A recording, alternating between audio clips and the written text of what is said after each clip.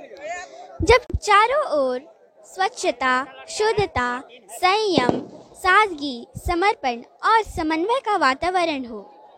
जब बाजार सूप, दौरा, गेहूं, गुड़, घी के अतिरिक्त केला, नारियल, सेब, संतरा और गन्ना जैसे ऋतु फलों से सजा हो।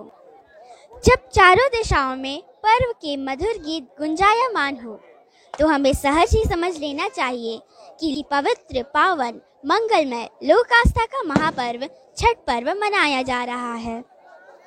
Hello friends, my name is अरहयादीप and welcome to my channel अरहयादीप।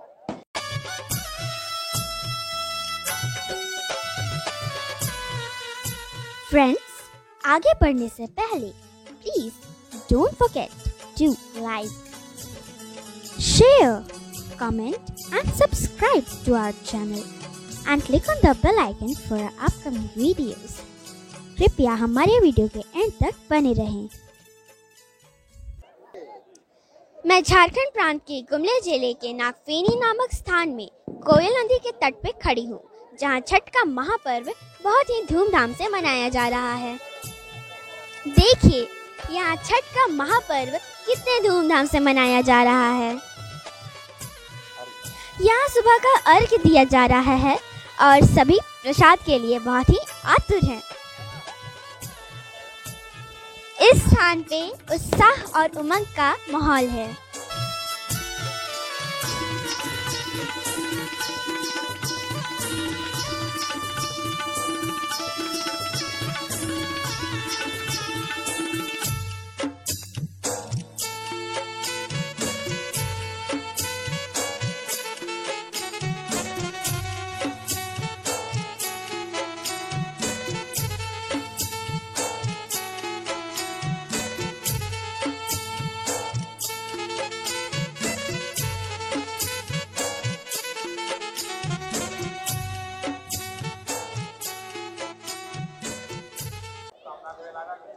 यहाँ हमारे साथ रविंद्र अंकल है जो हमें यहाँ के छठ के बारे में बताएंगे।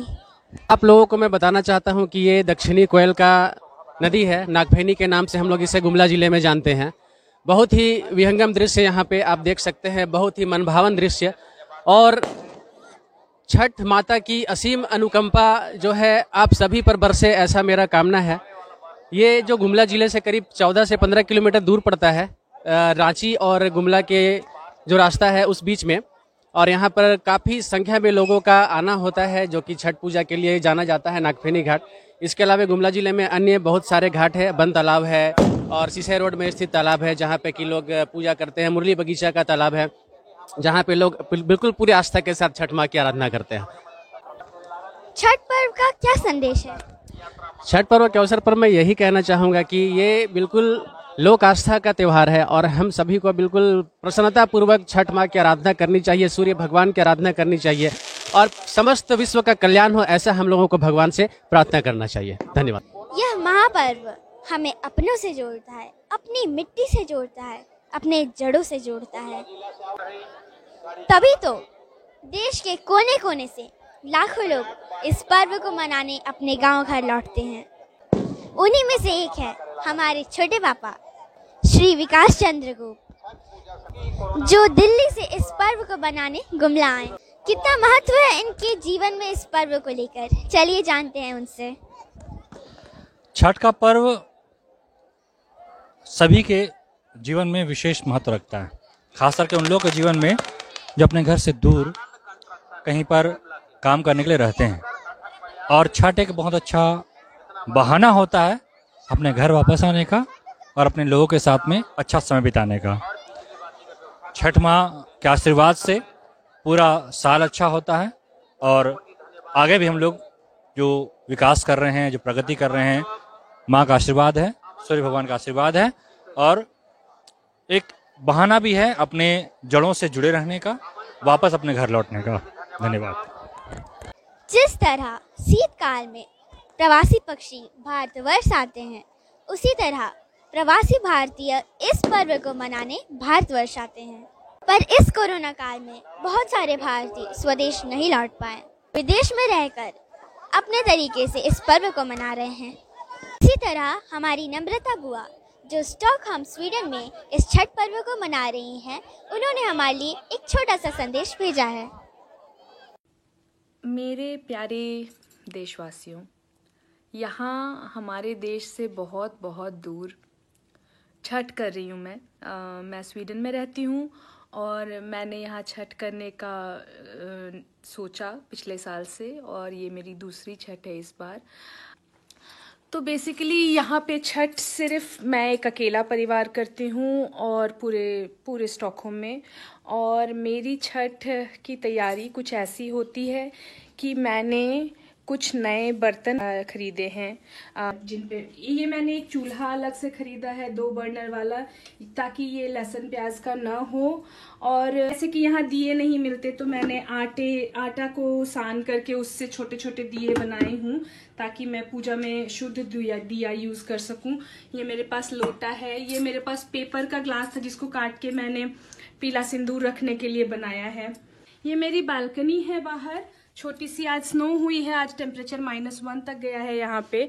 तो मैं इसी बालकनी में, ये जो पीछे बालकनी है, मैं इसी बालकनी में पूजा करती हूँ। बेसिकली ये छोटा एक बच्चों का बाथटब है जिसमें कि मैं पानी डाल करके इसमें ही पूजा करती हूँ। हालांकि मेरे घर से बहुत पास में समंदर है, पर यहाँ समंदर में पानी दूध वगैरह डालना शायद अच्छा नहीं होगा, कोई इस पे ऑब्जेक्ट कर सकता है, इसीलिए मैंने अपने घर के अंदर ही करने का फैसला लिया है। लास्ट ईयर मुझे बाई चांस ये टोकरी जैसा मिल गया था, तो मेरे 2 चीज़ें इसमें 2 ऐसी टोकरियां हैं जिसमें कि मैं चढ़ाती हूँ और बाकी चीज़ें तो मैंने कुछ रंगीन प्लेट्स ले रखी हैं जो कि मेरी बाकी प्लेट से अलग रहती है पूजा के लिए, तो उनमें डाल के चढ़ाती हूँ क्योंकि यहाँ सूप नहीं मिलता। मैंने कुछ फल खरीदे हैं और कुछ ड्राई फ्रूट्स, वही मेरे पूजा पे चढ़ेंगे और नॉर्मल प्लेट्स में करके मुझे पानी में अर्घ देना होगा दूध और पानी से, जैसा कि हम इंडिया में करते हैं। मेरे पास यहाँ लोग नहीं हैं, जैसे कि अभी शाम वाली पूजा हुई और मैं घर पे बिल्कुल अकेली हूँ। हार्डली हम 2-3 लोग मिलते हैं, जैसे कि मेरी परिवार होता है और मैक्सिमम कोई एक और दोस्त आ जाए, तो बस इतना ही। तो यहाँ छठ बहुत मिनिमल लेवल पे होता है, पर मैं अपने बच्चों के लिए कर रही हूँ क्योंकि अगर वो ये देखेंगे नहीं अपने घर पे तो वो कभी समझ ही नहीं पाएंगे कि छठ होता क्या है। क्योंकि यहाँ छठ, दिवाली, इंडियन कोई भी त्योहार होता नहीं है और मैं अपने घर पे इसीलिए करती हूँ ताकि मेरे बच्चे आगे जा कर के ये भूल न जाएं कि हमारे देश के त्योहार क्या हैं। तो मेरी छोटी सी कोशिश है सिर्फ अपने बच्चों को उनकी जड़ों से जोड़े रखने के लिए। आई होप कि आपको अच्छा लगेगा। जय छठी मैया, जय सूर्य भगवान, और आप सबको बहुत सारा प्यार, छठ की बहुत सारी शुभकामनाएं। छठी मैया सब पे कृपा करें।